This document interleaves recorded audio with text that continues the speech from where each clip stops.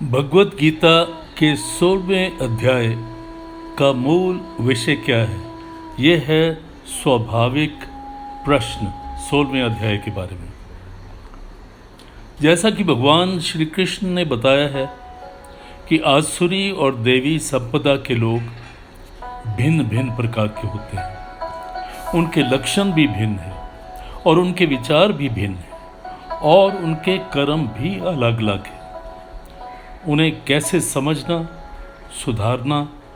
और उस पे काम करना चाहिए, ये मनुष्य का परम कर्तव्य है। और इस अध्याय का दूसरा मूल विषय ये है कि भगवान शास्त्र विदित और शास्त्र के अनुकूल आचरण करने की प्रेरणा कैसे देते हैं, ये बताया गया है। और अब 16वें अध्याय के 24 श्लोकों का हिंदी अनुवाद। उसके उपरांत श्री कृष्ण भगवान फिर बोले, हे अर्जुन, दैवी संपदा जिन पुरुषों को प्राप्त है तथा जिनकी आसुरी संपदा प्राप्त है, जिनको उनके लक्षण पृथक पृथक कहता हूं, उनमें से सर्वदा भय का अभाव, अंतःकरण की अच्छी प्रकार से स्वच्छता, तत्व ज्ञान के लिए ध्यान योग में निरंतर दृढ़ स्थिति और सात्विक दान तथा इंद्रियों का दमन, भगवत पूजा और अग्निहोत्री त्रावद की उत्तम कर्मों का आचरण एवं वेद शास्त्रों के पठन पाठन पूर्वक भगवत के नाम और गुणों का कीर्तन तथा स्वधर्म पालन करने के लिए कष्ट सहन करना एवं शरीर और इंद्रियों के सहित अंतःकरण की सरलता तथा मन, वाणी और शरीर से किसी प्रकार किसी को भी कष्ट ना देना तथा यथार्थ और प्रिय भाषण, अपना अपकार करने वालों को भी उन पे भी क्रोध ना करना, कर्मों में कर्तापन का अभिमान उसका त्याग करना, अंतःकरण की उपरामता अर्थात चित्त की चंचलता का अभाव और किसी की भी निंदा न करना तथा सब भूत प्राणियों में हेतु रहित दया, इंद्रियों के विषयों में उनका साथ संयोग होने पर भी आसक्ति का ना होना और कोमलता तथा लोक और शास्त्र के विरुद्ध आचरण में लज्जा और व्यर्थ चेष्टाओं का अभाव बहुत ही ज़्यादा इम्पोर्टेंट है तथा तेज, क्षमा, धैर्य और बाहर भीतरी की शुद्धि एवं किसी में भी शत्रुता का ना होना, अपने में पूज्यता के अभिमान का भी अभाव, यह सब तो है अर्जुन दैवी संपदा को प्राप्त हुए पुरुष के लक्षण हैं। और हे पार्थ, पाखंड, घमंड, अभिमान तथा क्रोध, कठोर वाणी एवं अज्ञान भी ये सब आसुरी संपदा को प्राप्त हुए पुरुष के लक्षण हैं। उन दोनों प्रकार के संपदाओं में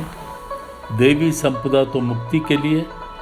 और आसुरी संपदा बांधने के लिए मानी गई है। इसलिए अर्जुन, तू शोक मत कर, क्योंकि तू दैवी संपदा को प्राप्त हुआ है। और हे अर्जुन, इस श्लोक में भूतों के स्वभाव दो प्रकार माने गए हैं, एक तो देवों के जैसा और दूसरा आसुरों के जैसा। उनमें देवों का स्वभाव ही विस्तार पूर्वक कहा गया है, इसलिए अब तुम आसुरों के स्वभाव को भी विस्तार पूर्वक मेरे से सुन। हे अर्जुन, आसुरी स्वभाव वाले मनुष्य कर्तव्य कार्य में प्रवृत्त होने को और अकर्तव्य कार्य में निवृत्त होने को भी नहीं जानते हैं। इसलिए उनमें न तो बाहर भीतर की शुद्धि है और न श्रेष्ठ आचरण है और न सत्य भाषण ही है तथा वे आसुरी प्रकृति वाले मनुष्य कहते हैं कि जगत आश्रय रहित और सर्वदा झूठा बिना ईश्वर के और आप स्त्री पुरुष के संयोग से उत्पन्न हुआ है, इसलिए केवल भोगों को ही भोगने के लिए है, इसके सिवाय और कुछ नहीं। इस प्रकार इन मिथ्या ज्ञान को अवलंबन करके नष्ट हो गया है स्वभाव जिनका और मंद हो गई है बुद्धि जिनकी, ऐसे वे सब प्रकार से अपकार करने वाले क्रूर कर्मी मनुष्य केवल जगत का नाश करने के लिए ही उत्पन्न होते हैं। और वे मनुष्य दंभ, मान और मत से युक्त किसी प्रकार भी न पूर्ण होने वाली कामनाओं का आसरा लेकर और अज्ञान तथा मिथ्या सिद्धांतों को ग्रहण करके भ्रष्ट आचरण में युक्त हुए संसार में बरतते हैं तथा वे मरणापरांत रहने वाली अनंत चिंताओं को आश्रय किए हुए हैं और विषय भोगों के भोगने में तत्पर हुए तथा इतना मात्र ही आनंद है ऐसे मानने वाले हैं। इसलिए आशा रूप सैकड़ों फांसियों में बंधे हुए और काम क्रोध में परायण हुए विषय भोगों की पूर्ति के लिए अन्याय पूर्वक धन आदि बहुत से पदार्थों को संग्रह करने की चेष्टा करते हैं। और उन पुरुषों के विचार इस प्रकार के होते हैं कि मैंने आज यह तो पाया है और इस मनोरथ को प्राप्त करूंगा तथा मेरे पास इतना धन है और फिर यह भी होवेगा, और तथा वह शत्रु मेरे द्वारा मारा गया है और दूसरे शत्रुओं को भी मैं मारूंगा तथा मैं ईश्वर और ऐश्वर्य को भोगने वाला हूँ और मैं सब सिद्धियों से युक्त बलवान और सुखी हूँ तथा मैं बड़ा धनवान बड़े कुटुंब वाला हूँ, मेरे समान दूसरा कौन है। मैं यज्ञ करूँगा, दान करूँगा, हर्ष को प्राप्त होऊंगा, इस प्रकार के अज्ञान से मोहित हैं। इसलिए वे अनेक प्रकार से भ्रमित होते हुए चित्त वाले अज्ञानी जन मोह रूप जाल में फंसे हुए इन विषय भोगों में अनंत आसक्त हुए महान अपवित्र नरक में गिरते हैं तथा वे अपने आप को ही श्रेष्ठ मानने वाले घमंडी पुरुष धन और मान की मस्ती में युक्त शास्त्र विधि के रहित केवल नाम मात्र से यज्ञों का पखंड और उस पखंडी तरीके से यजन करते हैं तथा वे अहंकार,